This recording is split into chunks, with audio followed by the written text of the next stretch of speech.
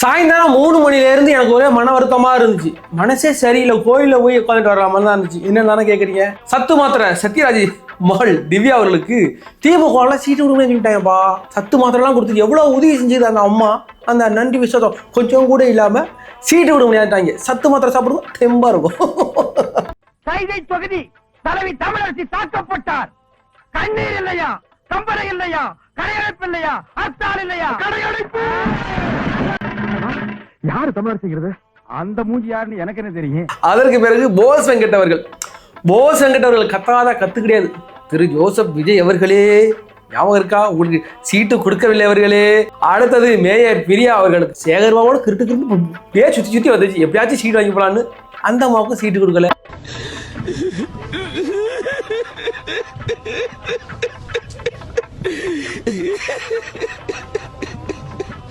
அதுக்கு பிறகு நிறைய பேர் சும்படிச்சுக்கிட்டு இருந்தாங்க. இல்ல சும்படிச்ச யாருக்குமே சீட்டு கிடைக்கலப்பா. சந்தோஷமா இருக்குது எனக்கு. அது போக நிறைய அந்த திமுகவில் நிறைய வேட்பாளர் அறிவிச்சிருக்கிறாங்க. அதெல்லாம் தினுசா புதுசா இருக்கு. அது எல்லாமே பல பிரச்சனைகளை கிளப்புற மாதிரி தான் இருக்கு. அது போக நம்ம போடியில நம்ம ஓபிஎஸ் ஐயாவை நிப்பாட்டுக்கிறாங்கன்னு நிறைய மாத்திரை கட்சிக்குது. எனக்கு வாங்க உங்களுக்கு தரேன். இதெல்லாம் சத்து மாத்திரை. சங்கிலியே சைன் போடுங்க.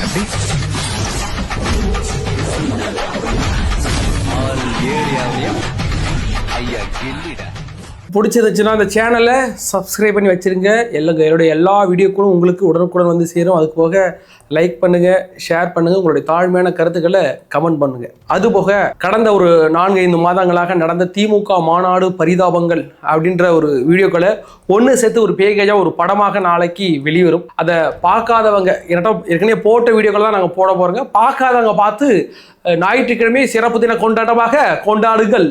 சரி, தற்பொழுது மெயினா நம்ம பார்க்க போறது என்னன்னா விஜய் அவர்கள் சென்னை தலைமை செயலகத்தை போயிட்டாப்பல. இன்னைக்கு தான் ஃபர்ஸ்ட் டைம் போயிருக்கிறாப்பல.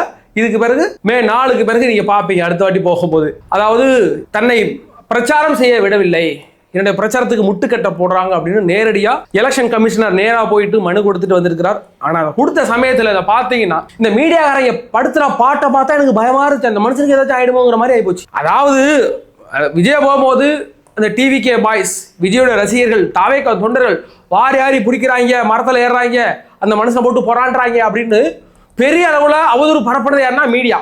அந்த மீடியாக்காரங்க தான் இன்னைக்கு போட்டு அந்த மனுஷனை அந்த பாடுபடுத்துறாங்க. அவ்வளோ வெறி உங்களுக்கு. ஒருத்தர் வர விட்டு பின்னாடி போங்க. 150 கேமரா வச்சிருக்கு. தமிழ்நாட்டில் மொத்தம் ஒரு 5 டிவி இருக்குமா சேனல், ஒரு 6 இருக்குமா டிவி லைவ்ல போடுறாங்க. உங்களுக்கு எதுக்கு 50-60 கேமரா வச்சுக்கிட்டு இந்த பாடுபடுத்துறீங்க? அந்த மனுஷன் வந்துட்டு போறதுக்குள்ள படாவாடு விட்டு விட்டாப்ல.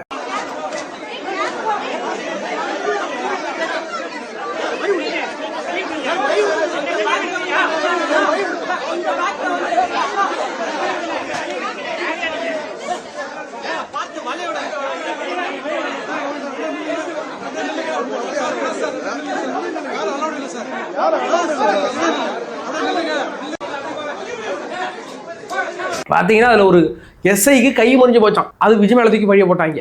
இந்த மனுஷன் வெளில வந்தாலும் இப்படிதான் நடக்குது அப்படின்னு. இப்போ ஒரு வெளியில ஒரு என்ட்ரிக்கே இவ்வளவு பிரச்சனை நடக்குது.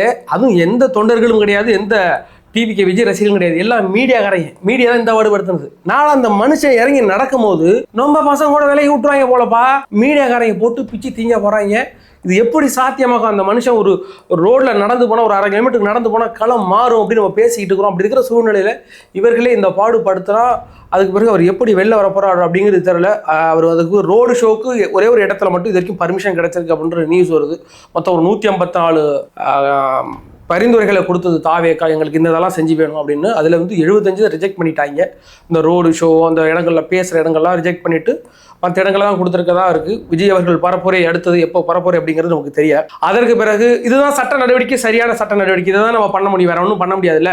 இப்போ அடுத்த கட்டலாம் நம்ம நீதிமன்றத்துக்கு போகணும். இவங்களும் இப்படி இருந்தாங்கன்னா நம்ம நீதிமன்றத்துக்கு போகணும். அதுக்குள்ளே எலெக்ஷனை முடிஞ்சு போயிடும். தற்போது எடுத்திருக்கிற நடவடிக்கைங்கிறது சரியான நடவடிக்கை. ஜனநாயக நாட்டில் ஓரளவுக்காவது இந்த தேர்தல் கமிஷன் நேர்மையாக இருக்கும் அப்படின்னு நம்ம நம்புகிறோம். அதன்படியாக அவங்க அந்த விஜய்க்கான இடங்களை ஈஸியாக கொடுக்குறேன். ஏன்னா மற்ற யாருக்கும் இந்த பிரச்சனை வரது கிடையாது. இல்லை ஸ்டாலினுக்கு இந்த பிரச்சனை வருதா, எடப்பாடிக்கு இந்த பிரச்சனை வருதா, இவங்க தான் முட்டுக்கட்டை போட்டுக்கிட்டு விஜய் அவர்களுக்கு மட்டும் தான் அவ்வளோ பெரிய முட்டுக்கட்டை போட்டுக்கிட்டு இருக்கிறாங்க. இதெல்லாம் தகர்த்தறிந்து விட்டு விஜய் அவர்கள் கண்டிப்பாக பிரச்சாரம் மேற்கொள்வார். ஆனால் எத்தனை இடங்களில் பிரச்சாரம் மேற்கொள்வார், எங்கெங்கெல்லாம் பிரச்சனை வரப்போகுதுங்கிறது இது வரைக்கும் தெரியல. மறுபடியும் சொல்கிறேன், டிவிகே தொண்டர்களே, டிவிகே தோழர்களே, அந்த மனுஷன் வரும்போது எந்த பிரச்சனையும் அசம்பாவிதமும் நடக்காத அளவுக்கு நீங்கள் பார்த்துக்கிடுங்க. அசம்பாவிதம் பண்ணுவதற்காகவே சில குரூப்புகள் இருக்கிறாங்க, கண்டிப்பாக பண்ணுவாங்க. இன்னைக்கு நோட் பண்ணி வச்சுங்க. ஏன்னு கேட்டால், நான் ஏற்கனவே சொல்லியிருக்கேன், அப்புறம் ஏன் கேட்டால் விஜய் அவர்கள் வந்து பேசினா விஜய் மட்டும் தான் ஃபோக்கஸ் கிடைக்கும், வேறு யாருக்கும் ஃபோக்கஸ் கிடைக்காது. அப்படிங்கிற பட்சத்தில் ஃபோக்கஸ் சமாதானம் அந்த ஆளை 10 நாள் முடக்கணும்னா வேறு வழி கிடையாது. முடக்கிறதுக்காக அவங்க என்னன்னாலும் பண்ணுவாங்க. பி சேஃப், நீங்களும் சேஃபாக இருங்க. விஜய் அவர்கள் அரசியல் பண்ண விடுங்க, ஏறி தவ்வாதீங்க, வண்டியில் பின்னாடியே தொடர்ந்துக்கிட்டு போகாதீங்க, எதுவுமே பண்ணாதீங்க. அந்த மனுஷன் வந்துட்டு போகட்டும். அடுத்ததாக திமுகவில் தற்போது இந்த 234 தொகுதிகளுக்கு அவங்களோட அடங்கின எல்லா தொகுதிகளுக்கும் இப்போ அறிவிச்சிட்டாங்க. அதில் திமுக தன்னுடைய பங்கு 175 இடங்களுக்கு திமுகவுடைய வேட்பாளர்களை அறிவித்தாச்சு. அதில் மிக சிறப்பாக நம்ம பார்க்க வேண்டியதுன்னா 60 தொகுதிகளில் இளம் வேட்பாளர்கள் முதல் முறையாக களம் காண்றாங்க. ஒரு 60 தொகுதியில் அதில் என்ன சந்தோஷம் அப்படின்னு கேட்டீங்கன்னா, 2 சந்தோஷம்ல 60 பேரும் புது ஆட்கள். அந்த இடத்துல ஒரு பழைய ஒரு ஆள் இருந்தார், அவரை தூக்கிட்டு போட்டுக்கிறாங்க. அப்படிங்கிற பட்சத்தில் அங்கே ஒரு உட்கட்சி பூசல் பெரிய அளவில் எங்கள் இடத்துல வெடிக்க ஆரம்பிச்சிச்சு. நம்ம எஃபி போஸ்ட்டை பார்க்க வேண்டியதாக இருக்குது. நிறைய பேர் வந்து அந்தந்த தொகுதிகளில் உள்ளவங்க வந்து கோபம் அடைஞ்சு அந்த சார்பிடர், ஏன்னா யாருக்கு கிடைக்குன்னு எதிர்பார்த்தாங்களோ அவங்க கிடைக்கல, அவங்களுடைய ஆதரவாளர்லாம் பெரிய அளவில் பிரச்சனை பண்ணிட்டு இருக்கிறாங்க. அதுக்கு பஞ்சாயத்து தீர்க்கிறதுக்குன்னு ஒரு மீடியா, வெண் மீடியாங்கிற குரூப் வந்து பஞ்சாயத்து பேசிக்கிட்டு இருக்காது. எத்தனை நாளைக்கு பஞ்சாயத்து பேசாயின்னு தெரியாது. அதே மாதிரி அந்த 60 இளம் வேட்பாளர்களுக்கும் ஒரு பொறுப்பாளர் போட்டிருக்காங்க. அவர் வந்து ஒரு அனுபவமிக்க ஆள், அவர்கிட்ட தான் பணம்லாம் இருக்குது. அந்த பணம்லாம் இப்போ என்ன போகுங்கிறது, எங்கெங்கே போகுங்கிறது உங்களுக்கே தெரியும். இப்போ ஜெகத் ரட்சகன் நினைக்கிறேன், அவருடைய மதுபாலை இந்த ஒயின் ஷாப் ஆலை இருக்குல்ல, அவர் தனியாக வச்சிருக்கிறாரு. அதில் 50 லட்சம் கடத்திட்டு போனாங்க, அதை பிடிச்சிருக்கிறாங்க இன்னைக்கு. அதெல்லாம் மீடியா, எந்த மீடியாவும் சொல்ல மாட்டாங்க, நம்ம தான் சொல்லி ஆகணும். அப்படியாக திமுக வேட்பாளர் அறிவிச்சது பிறகே ஒரு கிடுகிடுக்கு வந்திருக்கு. அது போக நம்ம செந்தில் பாலாஜி அண்ணன் செந்தில் பாலாஜி எங்கே இருக்கிய? கோவை தெற்கு மாவட்டத்தில் போட்டிருக்கீங்களோ? கரூரில் உள்ள மனுஷனை கோவை தெற்கில் கொண்டு போட்டிருக்கிறாங்க. அதுக்கு என்ன காரணம்னா, கரூரில் நடந்த அந்த பெரும் அசம்பாவிதத்துக்கு மிக முக்கிய காரணம் செந்தில் பாலாஜி அப்படிங்கிறது கரூர் மக்கள் எல்லாருக்குமே தெரியும். நமக்கு தெரியுமா, அந்தூர் மக்களுக்கு தெரியாது. அது அந்தூர் மக்களுக்கு இன்னும் பாசமாக இருக்கணும். நம்ம ஊர் ஆளை கொண்டு இருக்கிறாங்கன்னா சும்மாவா அப்படின்ற மாதிரி ஒரு டென்ஷனில் இருக்குல்ல. அதன் காரணமாக கரூரில் மிகப்பெரிய அளவில் அவர் செந்தில் பாலாஜிக்கு எதிர்ப்பு இருக்குங்கிறத தெரிஞ்சுக்கிட்டு இப்போது கரூருக்கு கோவை தெற்குக்கு மாற்றிருக்கிறாங்க. பூட்டிட்டு போனால் மட்டும் விட்டுருவோமா, போட்டு பொழக்க மாட்டோம். ஏன் கோயம்புத்தூரில் உள்ளவங்களாம் மனுஷன் கிடையாதா? அவங்களாம் உணர்வு கிடையாதா? அவங்களுக்கு தெரியாதா? அங்கே கொண்டு உழைச்சி விட்டு நீ இங்கே வந்திருக்கியான்னு கேட்க மாட்டாங்களா? அதன் காரணம் சம்பவமும் நடக்கும். கோவை தெற்கு தொகுதியில் நீங்கள் பார்ப்பீங்க. செந்தில் பாலாஜி முதல் முறையாக தோற்று வெளியேறினாங்கிற கதையை நீங்கள் கேட்பீங்க. அப்படி தோத்துக்கிறாப்புல திமுக வந்து முதல்ல தோக்க போகிறாப்புல, அதை சொன்னேன்.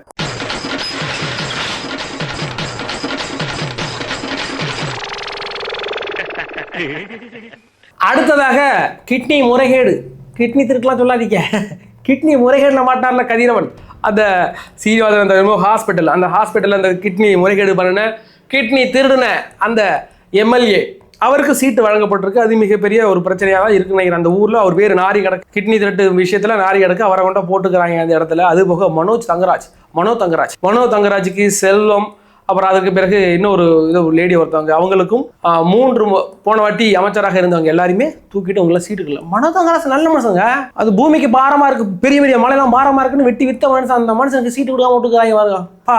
ஏன்னா மனுஷன் தான் நீங்களாம். அதனால உங்களுக்கு எவ்வளோ வளைச்சிருக்கிறாரு. அதில் நான் சின்ன ஒரு லேடி ஒரு கூடவே இருந்துட்டு ட்விட்டு போட்டுட்டு இருக்கோம். வாராசா பொட்டு வச்ச தங்க குடமா ரொம்ப போட்டுட்டு இருக்கோம். அவங்களெல்லாம் தீர்த்துட்டு புது மாதிரியான பல பேரை இறக்கிருக்கு இன்றைக்கு திமுக. அது அவங்களுக்கு சில பிரச்சனைகளும் சில சாதகமும் சில பாதகமும் சொல்லணும். தமிழன் பிரசன்ன வரைக்கிருக்காங்க எங்க எழும்பூர்ல. ராஜமோகனா சந்தோஷமா இருக்கியா நீயே? கண்டிப்பா நீங்க தான் வெற்றி பெறீங்க. அடுத்தது அதிமுகவிலேருந்து திமுகவுக்கு தவணாங்க இல்லை, அவங்களுக்குலாம் சீட்டு கொடுத்தாச்சு. வாடியா காசா வேணுமா? ஏட்டா இப்போ கொடுத்த சீட்டில் எப்படியும் குறைஞ்சபட்சம் 30 பேருக்கு அதிமுகவில் உள்ள பழைய எம்எல்ஏ அமைச்சர்கள் தான். இப்போ சேகர் பாபு எடுத்துக்கிட்டாலும் சரி, ஏவா வேல் எடுத்துக்கிட்டாலும் சரி, அதுவரைக்கும் நிறைய டிக்கெட் இருக்குது. அந்த வகையில் புதுசாக சேர்ந்தவர் மனோஜ் பாண்டியனுக்கு கொடுத்துக்கிறாங்க. மனோ தங்கராஜுக்கு கொடுப்பாங்கன்னு பார்த்தா மனோஜ் பாண்டியனுக்கு கொடுத்துக்கிறாங்க. இப்போ அது போக போடியில் ஓபிஎஸ் நேரடியாக களமிறக்கிறார். நீங்கள் என்ன சொன்னாலும் சரி, அது வந்து ஓபிஎஸ் அந்த இடத்துல மிக வலுவான ஆளு தான். அவர் ஒரு குரூப்பை வச்சுக்கிறார். அந்த குரூப் மூலம் அவர் ஈஸியாக அந்த இடத்துல வெற்றி பெறுவதற்கு அதிக வாய்ப்பு இருக்குது. அடுத்தது சேப்பாக்கத்தில் ட்ரிபிள் கேனில் நம்ம சின்னவர் நிற்கிறார். அதுக்கு பிறகு நம்ம சேகர் பாபு வரைக்கும். நீ சேகர் பாபுலாம் கேட்குறாங்க, எப்படிங்க உங்களுக்கு பாட்டு ஜெயிக்க வச்சுருக்கீங்களா அப்படின்ட்டு. உதயசீரன் ஜெகஜோதியா ஏரியா போதுங்க. உதயசீரன் ஜெகஜோதியா இருக்குன்னு எங்களுக்கு ஜிலுன்னு இருக்குன்னு எங்களுக்கு தெரியும். அது உங்கள் கட்சியில் உள்ள சின்ன ஏரியா போதாங்கிறதா இந்த கேள்வி. 2026 நம்ம அதையும் பார்க்க போறோம். இது போக இன்னும் பல விஷயங்களை அடுத்தடுத்த இதுல நான் கொண்டு வரேன். ஒரே வீடியோல ரொம்ப பெருசாகவும் சொல்லிட முடியாதுங்கிறதுனால இவ்வளவு ஷார்ட்டா முடிச்சுட்டேன். தற்போது திமுக சார்பாக இறக்கப்பட்டிருக்கிற இந்த புதுமுக வேட்பாளர்கள், பேக்கேஜ் உள்ள வேட்பாளர்கள், கிட்னி திருடனுக்கு இது கொடுத்தது, நம்ம கரூர் பாலாஜிக்கு 10 ரூபா பாலாஜிக்கு சீட்டு கொடுத்தது, அதிமுகவில் இருந்து வந்தவங்களுக்கு நிறைய பேருக்கு சீட்டு கொடுத்ததுன்னு இந்த திமுக வேட்பாளர் பட்டியல் ஸ்டெடியா இல்லாம இப்படி ததும்பிக்கிட்டே இருக்கு. பெரிய பிரச்சனையில இருக்கு. அப்படியாக இருந்தா இந்த வேட்பாளர் நமக்கு தெரிஞ்சு ஸ்டாலின் அவர்கள் சரியான நேரத்தில் தவறான முடிவு எடுத்திருக்கிறார். யாரெல்லாம் எங்கெல்லாம் தப்பா முடிவெடுக்கிறாங்களோ அதெல்லாம் தாவேக்காவுக்கு சாதகமா வந்துகிட்டு இருக்கு. அதை அவங்க தெரிஞ்செடுக்கிறாங்களா தெரியாம எடுக்கிறாங்கன்னு தெரியல. இப்படிப்பட்ட எலெக்ஷன்ல வந்து இவ்வளவு 60 புதுமுகங்களை இறக்கிருக்கிறதுங்கிறது எனக்கு என்னமோ சரியா தெரியல. அனுபவமிக்க ஒரு ஆட்களை இறக்கிருக்கலாம், நமக்கு நல்லதுதான், ஏதோ பண்ணிட்டாங்க, அது நமக்கு சாதகமா அமைஞ்சிட்டாங்களே. அது போக நேற்றையே சொல்லியிருந்தேன், நேற்றைய தினம் நம்ம பார்த்தோம் நியூஸ்ல, நேற்றுக்கு அறிவிக்கிறதா இருந்துச்சு தாவேகா சார்பாக இந்த 234 வேட்பாளர் நேற்றுக்கு அறிவிக்கிறதா இருந்துச்சு. ஆனா நேற்றுக்கு கொஞ்சம் பிரச்சனைனால தள்ளி போட்டுட்டாங்க அப்படின்னு டிவிக்கு செல்ல வந்துச்சு. எனக்கு நான் போய் சொன்னேன், விஜய் அவர்கள் திமுக வந்து வேட்பாளரை இன்னைக்கு அறிவிக்க போறாங்கிறது அவருக்கு நல்லா தெரியும், அதனால கொஞ்சம் போட்டு அப்படி இறக்கி விட்டுருக்கிறாரு. எனக்கு என்னமோ அது டிவிக்கோடைய கேம், பொலிட்டிக்கல் கேம், விஜயோட பொலிட்டிக்கல் கேமாக பார்க்குறோம். இதில் மிக முக்கியம் பார்க்க வேண்டியது தலைவர் விஜய் அவர்கள் இறங்கும் பெரம்பூர் தொகுதியில் யாரை நிப்பாட்ட போது திமுக கூட்டணி கட்சிக்கு ஒதுக்க போறாங்கன்னு பல கேள்விகள் இருந்தாலும் ஆர்டி சேகர் அவர்களை ஒதுக்கியிருக்கார். அவங்க தான் நிற்க போறாங்க. ஆர்டி சேகர் யாருன்னு கேட்டீங்கன்னா எனக்கும் தெரியாது, இன்னும் தேடி கண்டுபிடிக்கணும். அந்த வருஷம் எந்த பந்திலேருந்து கொண்டாந்து இறக்கிருக்காங்கன்னா முன்ன பேரும் கேள்விப்பட்ட கிடையாது, ஒன்றும் கேள்விப்பட்ட கிடையாது, கொண்டாந்து இறக்கிருக்காங்க. கிளியர் ஷாட், விஜய் அவர்களுக்கு மிகப்பெரிய கிளியர் ஷாட்டாக இருக்கு.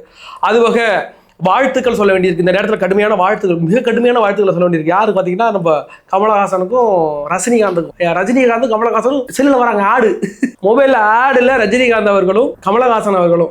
என்ன ஆடு நினைக்கிறீங்க? திமுகவோட ஆடு.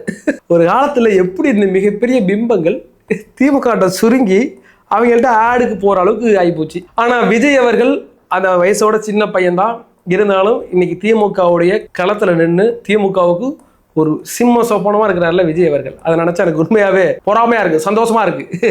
ஆக மொத்தத்தில் வர இருக்கின்ற 2026 தேர்தலில் திமுக களமிறக்கக்கூடிய வேட்பாளர்களை இன்றைக்கு அறிவித்திருக்கிறார்கள்.